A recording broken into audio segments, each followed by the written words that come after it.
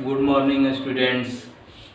आज मैं आप लोगों को बहुपद के बारे में बताऊंगा। इसके पहले वास्तविक संख्या के बारे में आप लोगों को बता चुका हूँ। 1.1 प्रश्नावली 1.1 से प्रश्नावली 1.4 तक, और आज मैं बहुपद के बारे में बता रहा हूँ जो कि प्रश्नावली 2 का है। प्रश्नावली 2 का है बहुपद के बारे में आप लोग जानेंगे कि बहुपद है क्या, और बहुपद में विभिन्न प्रकार के उसका मान होता है, क्या क्या होता है, इसके बारे में आज आप लोगों को बताऊंगा। जैसे बहुपद क्या है? तो बहुपद एक ऐसा बीजीय व्यंजक जिसे a0 x के power n plus a1 x के power n-1 plus a2 x के power n-2 plus dot dot an-1 into x plus an के रूप में व्यक्त किया जा सके। इसको मैं अभी समझाऊंगा कि ये है क्या, ये है क्या, इसके बारे में आप लोगों को अभी मैं बताऊंगा कि ये है क्या व्यक्त किया जा सके। जहां a0 a1 a2 कमा डॉट डॉट an वास्तविक संख्याएं हैं, a0 नॉट इक्वल टू 0 है तथा n एक अऋणात्मक पूर्णांक है। चर x में एक बहुपद कहा जाता है। x में एक बहुपद कहा जाता है क्या? बीजीय व्यंजक। जैसे मान लीजिए हम लिख रहे हैं कि 4x के पावर 2 प्लस 2x और प्लस 3 एक बहुपद है। एक बहुपद है जिसमें a0 का मतलब कि 4 ये संख्या दर्शाया गया है, वास्तविक संख्याएं हैं। 4 2 3 ये सब क्या है? वास्तविक संख्याएं हैं। और जिसमें चर राशि है जो कि x है, इसी x को x के द्वारा ही बहुपद a से लेकर z तक किसी भी संख्या में व्यक्त किया जा सकता है। इसे ही बहुपद कहते हैं। बहुपद एक ऐसा बीजीय व्यंजक जिसे a0 x के power n plus a1 x के पावर n-1 प्लस an के रूप में व्यक्त किया जा सके, उसे जहां a0 a1 a2 dot dot ये सब वास्तविक संख्याएं हैं तथा a0 नॉट इक्वल टू 0 है तथा n एक अऋणात्मक संख्या है जिसमें चर x एक बहुपद है। तो इसी के रूप में बहुपद। अब देखिए समुच्चय पर बहुपद। जैसे बहुपद के बारे में समझ में आ चुका होगा कि इसे इसी रूप में a से लेकर z के रूप में भी लिखा जा सकता है। इससे x एक मानक रूप में है, x केवल एक मानक रूप में है, इसे ही बहुपद कहा जाता है। तो बहुपद है क्या? तो बहुपद जिसे एक पद के रूप में व्यक्त किया जा सके उसे बहुपद कहते हैं। आता है सवाल कि पहचानिए कि इनमें से कौन सा बहुपद है। तो एक ध्यान रखिएगा, जो घातांक है, घातांक एक धनात्मक पूर्णांक संख्या होना चाहिए। क्या? धनात्मक पूर्णांक संख्या।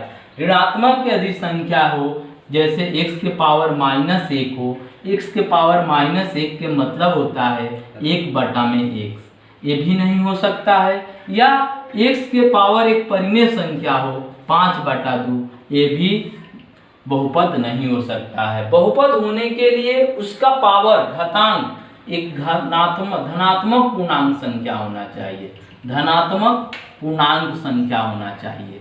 आप लोग इसे ध्यान रखेंगे कि बहुपद जब भी हो उसे धनात्मक पूर्णांक संख्या होना चाहिए। जिसे इसे उदाहरण के द्वारा भी हम समझाऊंगा, पहले इसके बारे में जान लेते हैं। जैसे समुच्चय पर बहुपद। समुच्चय पर बहुपद क्या है कि समुच्चय पर बहुपद 3 प्रकार के: पूर्णांक पर बहुपद, वास्तविक संख्याओं पर बहुपद, परिमेय संख्याओं पर बहुपद। जैसे पूर्णांक पर बहुपद। पूर्णांक संख्या क्या है? पूर्णांक संख्या धनात्मक और ऋणात्मक दोनों होती है। धनात्मक संख्या भी होता है और ऋणात्मक भी संख्या होता है। जैसे आप लोग पूर्ण संख्या जानते हैं कि पूर्ण संख्या 0 से शुरू होकर अनंत तक जाती है। उसमें क्या होता है कि यदि उसमें ऋणात्मक संख्याओं को भी जोड़ ले तो पूर्णांक संख्या होती है। जिससे पूर्णांक पर बहुपद। और एक चीज और ध्यान रखेंगे, पूर्णांक संख्या के हर के रूप में केवल एक होता है, एक के अलावा कोई भी अन्य संख्या नहीं होती है। वैसा ही पूर्णांक संख्या होता है। जैसे पूर्णांक पर बहुपद। पूर्णांक पर बहुपद क्या हो गया? 2x² plus 3x plus 5। इसमें क्या है कि 2, 3 और 5 तीनों पूर्णांक संख्याएं हैं, तो इसे कहते हैं पूर्णांक पर बहुपद। वास्तविक संख्याओं पर बहुपद। वास्तविक संख्या परिमेय संख्या और अपरिमेय संख्याएं दोनों को ही वास्तविक संख्या कहते हैं। जैसे मान लीजिए वास्तविक संख्या √2x² प्लस 5x चाहे √5x प्लस 3। इसमें ध्यान रखेंगे कि x पर जो चर राशि है x से लेके a से लेके z तक उस पर रूट नहीं है, केवल रूट है 2 और 2 5 पर, दोनों अपरिमेय संख्याएं हैं।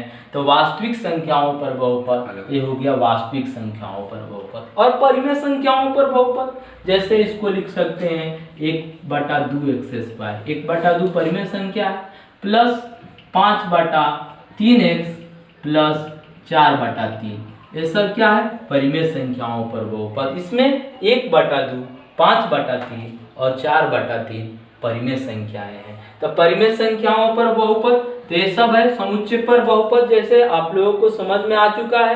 पूर्णांक पर बहुपद, इसका मतलब सभी उसमें पूर्णांक संख्याएं होनी चाहिए। वास्तविक संख्याओं पर बहुपद, उसमें वास्तविक संख्याएं होना चाहिए। और परिमेय संख्याओं पर बहुपद, उसमें परिमेय संख्या होना चाहिए। ये सब है। अब देखिए, अब बहुपद का घात। बहुपद का घात किसे कहा जाता है? जैसे मान लीजिए मैंने बहुपद लिखा कि 5x³ प्लस 2x² प्लस 8। इसमें बहुपद का घात क्या है? जो अधिकतम घात होता है, जो अधिकतम घात होता है, अधिकतम घात उसे बहुपद का घात कहते हैं। अधिकतम घात को बहुपद का घात कहते हैं। तो अधिकतम घात क्या है? 3। ऐसे मान लीजिए पूछा जाए कि सभी बहुपद के पदों का घात क्या है, तो इसका 3, इसका 2, इसमें x नहीं है तो इसका पावर हो जाएगा 0। तो इसका घात 3, 2 और 0। और इसमें बहुपद का घात, अधिकतम घात यदि पूछे तो बहुपद का घात अधिकतम घात 3। और यदि पूछे कि बहुपद के पद क्या है, पद कितना है, पद क्या है, तो इसमें 3 को पद है। 5x⁻3, 2x² plus 8। तो पद लिख सकते हैं 5x³ 2x² और 8। ये बहुपद के पद है, अलग अलग पद है। और यदि पूछा जाए कि बहुपद का गुणांक क्या है, तो गुणांक के मतलब a से लेके z तक, a से लेके z तक जो संख्याएं होती है और जिन संख्याओं से गुणा किया जाता है वो बहुपद के गुणांक होता है। जैसे इसमें क्या है? 5, इसमें क्या है? 2 और इसमें क्या है? 8। ये बहुपद के गुणांक है। और बहुपद का मान, अगला है कि बहुपद का मान क्या है। तो बहुपद का मान लीजिए इसका मान ज्ञात किया जाता है। जैसे मान लीजिए दिया हो कि px बराबर 5x³ प्लस 2x² और प्लस 8, ये दिया होगा। और बहुपद का मान ज्ञात करना है। यदि दिया हो कि x बराबर 1 तो x के जगह पर यहाँ पर 1 रख देंगे और इससे मान ज्ञात करेंगे। 1⁻3 प्लस 2 × 1⁻2 प्लस 8। तो 5 1⁻3 तो 1 होता है, प्लस 2 × 1 प्लस 8, यानी कि 5 प्लस 2 प्लस 8, 5 2 7 8 15। तो ये बहुपद का मान हो गया, इसे बहुपद का मान कहते हैं। ये तो समझ में आ चुका होगा।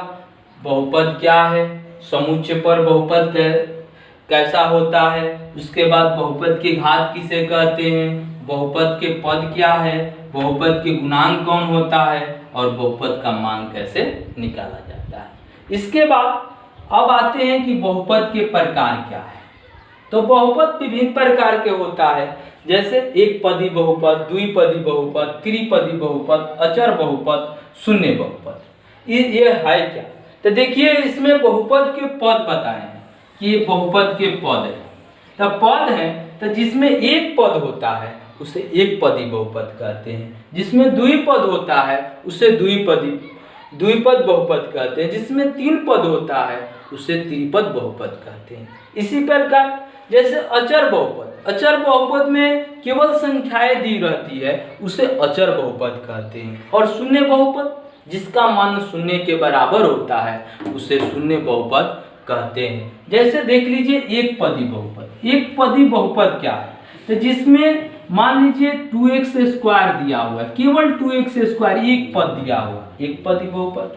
द्विपदी बहुपद जिसमें दो पद दिया होता है 2x स्क्वायर प्लस 5x, ये दो पद द्विपद हो गया। त्रिपद बहुपद जैसे दिया है 2x square plus 5x plus 3, ये त्रिपद बहुपद हो गया कि इसमें तीन पद है। अचर बहुपद जिसमें केवल एक संख्या दिया हुआ है जैसे -4, 2, 5, ये सब क्या है? अचर बहुपद है। शून्य बहुपद क्या है? शून्य बहुपद जिसका मान शून्य होता है, जिसका मान शून्य होता है उसे शून्य बहुपद, जैसे मान लीजिए दिया हो 0 × x के power 3 plus 0 × x square plus 0 × x plus 0, ये शून्य बहुपद है। इसमें इसका मान क्या आएगा? शून्य आएगा, ये शून्य बहुपद है। तो बहुपद के प्रकार समझ में आ चुका होगा। एक पदी बहुपद जिसमें एक पद हो, द्विपद बहुपद जिसमें दो पद हो, त्रिपद बहुपद जिसमें तीन पद हो, अचर बहुपद जिसका मान केवल एक अचर संख्या हो उसे अचर बहुपद कहते हैं, और शून्य बहुपद जिसका मान शून्य हो उसे शून्य बहुपद कहते हैं। अब होता है एक घातीय बहुपद जिसे रैखिक बहुपद भी कहते हैं। एक घातीय बहुपद जिसे रैखिक बहुपद भी कहते हैं।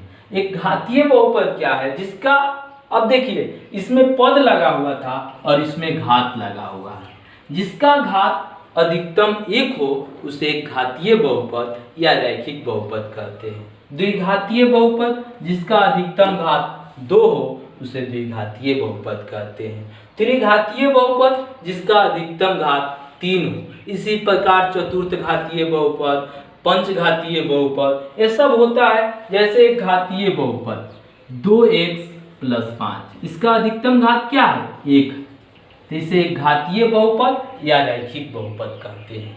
द्विघातीय बहुपद जैसे 2x square plus 5x plus 3, इसमें अधिकतम घात क्या है? 2 है, तो इसे द्विघातीय बहुपद कहेंगे। त्रिघातीय बहुपद जैसे मान लीजिए दिया है 4x के पावर 3 प्लस 8, ये क्या है? त्रिघातीय बहुपद है। तो त्रिघातीय बहुपद भी आप लोगों को समझ में आ चुका होगा, जिसमें अधिकतम घात 3 हो उसे त्रिघातीय बहुपद कहते हैं। ये सब क्या है? बहुपद है। और बहुपद को आता है सवाल कि बहुपद को कैसे पहचाना जाता है और किस प्रकार इनमें से कौन कौन से बहुपद है, इसके बारे में हम अगले वीडियो में बताएंगे। और 2.1 भी शुरू करेंगे, उसमें क्या है? उसमें दिया हुआ है कि इसमें से पहचानिए x और y के गुणांक, उसके बारे में हम बताऊंगा। अब आप लोग हमारे चैनल को लाइक, शेयर और सब्सक्राइब करते रहिएगा।